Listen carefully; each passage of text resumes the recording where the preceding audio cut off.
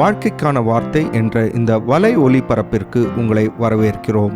இது ஆதியாகமம் முதல் வெளிப்படுத்துதல் வரை முழு வேதாகமத்தையும் உள்ளடக்கிய ஒரு தினசரி தியானமாகும். லேவியராகமம் 13-14 அதிகாரங்களில் ஆண்டவர் இஸ்ரவேல் ஜனங்களுக்குள்ளே வரக்கூடிய சில நோய்களை குறித்து பேசுகின்றார். குஷ்டரோகம், சொறி, வஸ்திர குஷ்டம், வீட்டு குஷ்டம், தடுப்புகள், அசுரு, வெள்ளைப்படர், இப்படிப்பட்ட நோய்களை குறித்து பிரமாணங்களை ஆண்டவர் கொடுக்கின்றார். இஸ்ரவேலின் ஆசாரியர்கள் சமுதாயத்தில் சுகாதார அதிகாரிகளைப் போல நடக்கின்றதை நாம் இந்த அதிகாரத்தில் பார்க்கின்றோம். அதாவது யாராவது ஒருவருக்கு அவர்களுடைய தோலில் வியாதிகள் படருகின்றதா, இல்லாவிட்டால் வந்த நோய் சுகமடைந்து விட்டதா என்று ஆசாரியர்கள்தான் கணித்து பரிசோதித்து பார்க்க வேண்டும். அந்த தோலில் வந்த நோய் படரும் என்று சொன்னால் அந்த பாதிக்கப்பட்ட நபரை பாளையத்திற்கு வெளியே அவர்கள் அனுப்ப வேண்டும். அந்த நபர் சுகமடைந்து விட்டால் மறுபடியும் பாளையத்திற்குள்ளே அவர்களை அனுமதிக்க வேண்டும். இது ஆசாரியனுடைய வேலை. ஆனால் கவனித்து பாருங்கள், ஆசாரியன் இப்படிப்பட்ட எந்த நபரையும் சுகமாக்க முடியவில்லை. சுகமாகிவிட்டார்களா என்று பரிசோதிக்கத்தான் முடிந்தது. ஆசாரியன் யாராவது ஒருவர் மேல் நியாய தீர்ப்பை வழங்க முடிந்ததை தவிர வேறொன்றும் செய்ய முடியவில்லை. தேவன் மாத்திரமே இப்படிப்பட்ட மக்களை சுகமாக்க முடிந்தது. ஆனால் இப்படி சுகம் அடைந்து விட்டால் 8 நாளைக்கு இந்த ஆசாரியன் சில பலிமுறைகளை செய்தார்.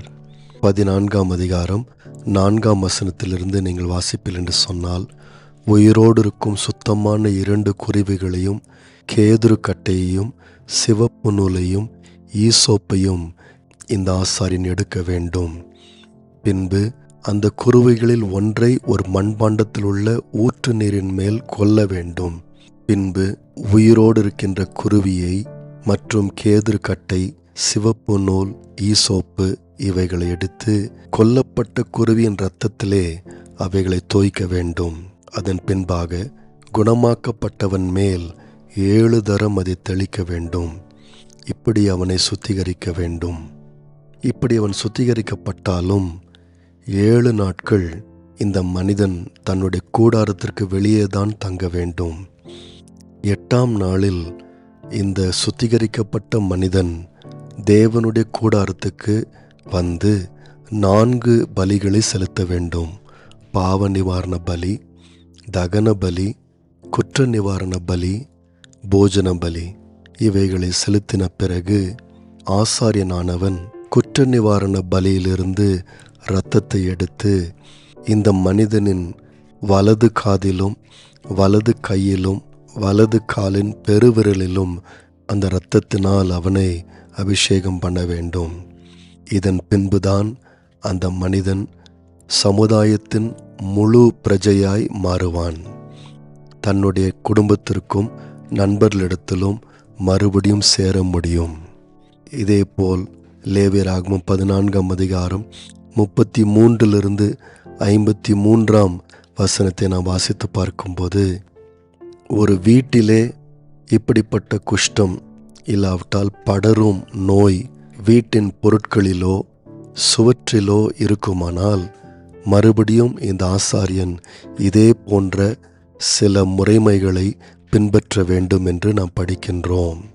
நண்பர்களே, இதன் மூலமாக ஆண்டவர் இஸ்ரவேல் ஜனங்கள் ஒரு குறிப்பிட்ட காரியத்தை கற்றுக்கொள்ளும்படியாக விரும்பினார். அது என்னவென்றால், அநேக முறை மனிதர்கள் அவர்கள் செய்யும் பாவம் அவர்களை மட்டும்தான் பாதிக்கின்றது என்று நினைக்கின்றார்கள். அதனால்தான் சில நேரத்தில் தங்களுடைய பாவத்திற்கு சாக்குப்போக்கும் சொல்லுகிறார்கள். இது வேறு எவரையும் பாதிக்கவில்லை என்று நினைக்கின்றார்கள்.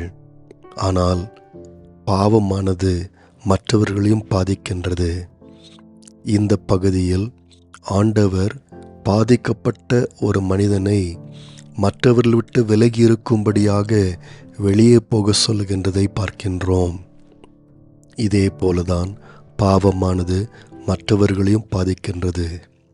ஒரு வேலை ஸ்தலத்தில் இருக்கும் ஒரு தலைமை பொறுப்பில் இருப்பவர் அந்த வேலை ஸ்தலத்திலிருந்து பணத்தை திருடுவார் என்று சொன்னால் அது அவரை மாத்திரம் பாதிக்கக்கூடிய ஒரு பாவம் அல்ல, சீக்கிரமாக அந்த முழு வேலை ஸ்தலத்தையும் அது பாதிக்கும்.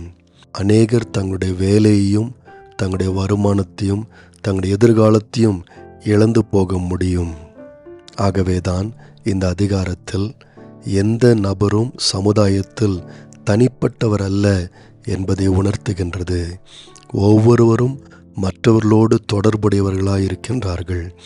ஒருவருக்கு நடக்கும் விஷயம் இல்லாவிட்டால் ஒருவர் செய்யும் விஷயம் மற்றவர்களையும் பாதிக்கின்றது. ஆகவேதான் சமுதாயத்தில் தனிநபர்களாய் இருப்பவர்கள் மற்றவர்களை குறித்து பொறுப்புள்ளவர்களாய் காணப்பட வேண்டும். ஏன் நம்முடைய சுற்றுச்சூழலை குறித்து கூட பொறுப்புள்ளவர்களாய் ஒவ்வொருவரும் இருக்க வேண்டும். ஏனென்றால் ஒரு தனி நபர் அநேகருக்கு பங்கம் விளைக்க முடியும். கடைசியாக நாம் ஏற்கனவே குறிப்பிட்டது போல ஆசாரியனானவன் பாதிக்கப்பட்ட மனிதனை குணப்படுத்த முடியவில்லை. வெறும் அவனை குறித்து நியாய தீர்ப்பை மட்டும்தான் சொல்ல முடிந்தது. ஆனால் சரித்திரத்தில் தனித்துவம் வாய்ந்த ஆசாரியனாக இயேசு இருக்கின்றார். அவர் எல்லா விதமான ரோகங்களையும் சுகமாக்கினார். ஆகவே லேவியராகமம் 13-14 அதிகாரம் வரப்போகின்ற இயேசுவுக்கு பாதைகளை பழைய ஏற்பாட்டில் அமைக்கின்றதை நாம் பார்க்கின்றோம். வியாதிகளை குணப்படுத்த முடியாத ஒரு ஆசாரியனை காண்பிப்பதன் மூலம் குணப்படுத்தக்கூடிய இயேசுவை எதிர்பார்க்கும்படியாக பழைய ஏற்பாடு வழிவகுக்கின்றது. ஆகவேதான் இன்று நாம் பழைய ஏற்பாட்டின் பிரமாணங்களை இயேசு முழுமையாக நிறைவேற்றினார் என்று நாம் சொல்லுகின்றோம். பழைய ஏற்பாட்டு பிரமாணம் செய்ய முடியாததை தேவன் தம்முடைய ஒரே பேரான குமாரனாகிய இயேசு கிறிஸ்துவை அனுப்பி செய்தார் என்று நாம் சொல்லுகின்றோம்.